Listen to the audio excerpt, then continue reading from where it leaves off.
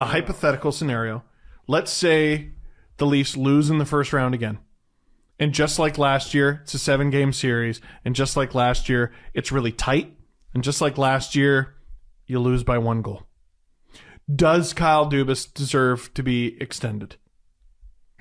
I don't know. My gut is 50-50. Because Dubas has done a decent job with drafting, and we're just starting to see it come out now, but we're going to keep going in this video, but the facts are there. He did not address a huge need this team had, which they need top 6 help. They need it, and he did not address it. Sure, you could say they got another center, which, I mean, Ryan O'Reilly is a great player. I'm happy the Leafs got him. But they needed more than that. They needed another winger. Because Michael Bunting, whether or not the Rats have a grudge against him, Michael Bunting is a target because the players know. The players aren't stupid. They don't call anything against him anymore. And I'm not complaining about it because that's the playoffs. It happens. But you can't sit here and say he's not a target. And players know that Bunting has a short temper and it does not take much to get under his skin. And they did not get a forward, and they need it. And that's going to hurt them come playoff time. But we'll find out. We'll have to see. But my initial reaction is no. Let's keep watching.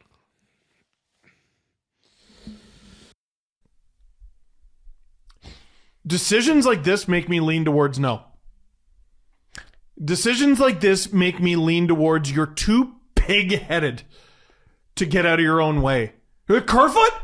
Kerfoot, you left your team in a position where Alexander Kerfoot was the choice up front. Find another job. I'm sorry. Like, yeah, but I gave you this, I gave you that, I gave you that. You gave me a team with...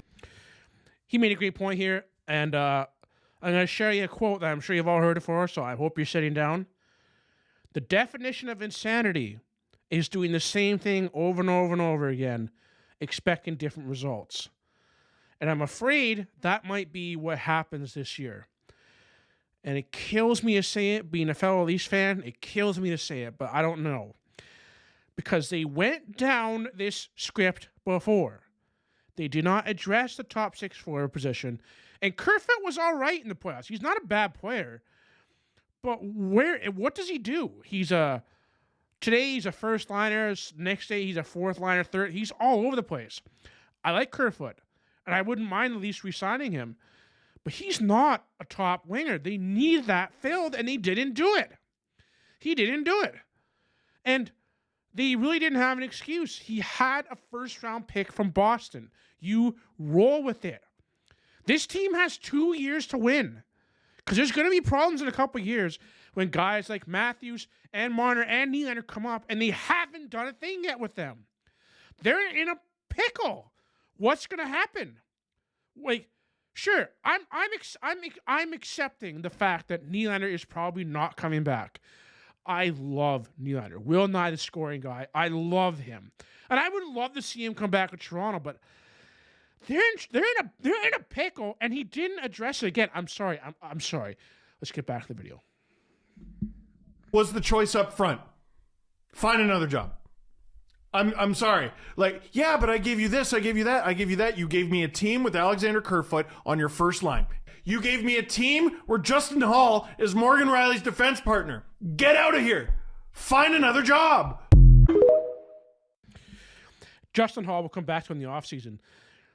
I have been saying for years that Justin Hall is not a serviceable NHL player. And I was torn apart on Twitter alive years ago. And it seems very funny now how you guys are opening your eyes and you're seeing it. Justin Hall cannot skate. He cannot shoot. What he wants to be, Justin Hall is a great player.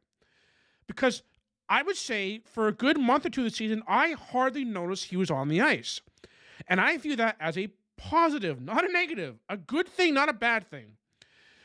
But Justin Hall and Morgan Riley, and I don't mean to be hard on Riley, but he just signed this big contract, $7.5 million for 8 years, I think, something like that. Oh my God, he's either hurt or oh my God, we're in trouble, because he's been horrendous since coming back from injury. And those two together are not a fit.